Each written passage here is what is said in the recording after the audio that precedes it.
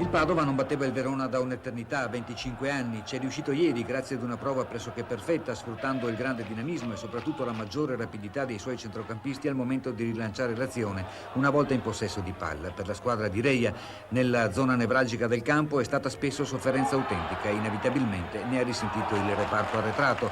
Calisti e Poloni hanno dovuto ricorrere a tutte le astuzie del mestiere contro Montrone di Livio, ma non è stato sufficiente. Ping ha montato una guardia spietata su Galderisi, ma è bastato un attimo di sbandamento per permettere all'ex gialloblu di andare al raddoppio alla sua maniera.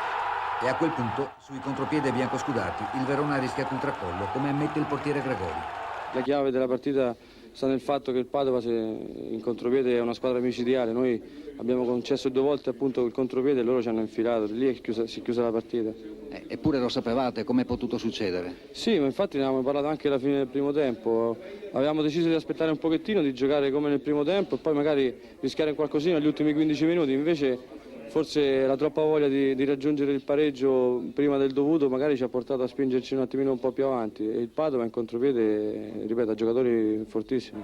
Poi i 2 rigori, uno per parte, indiscutibili per Gino Stacchini, che divide con Sandreani la guida del Padova.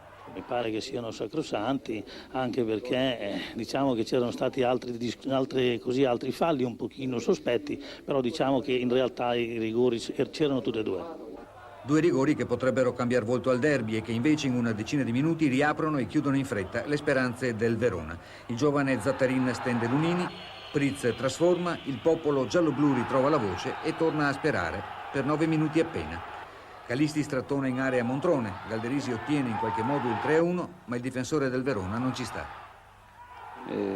Sì, è vero che io poi ho tirato lui, ma lui inizialmente mi tirava per la maglia, io ero d'anticipo, l'arbitro ha visto solamente quando io cercavo di liberarmi di lui che poi si è buttato. Mi dà fastidio, ecco, che il fallo fatto nei miei confronti non è stato visto, solo questo. E poi se andiamo a vedere è influito ai fini del risultato.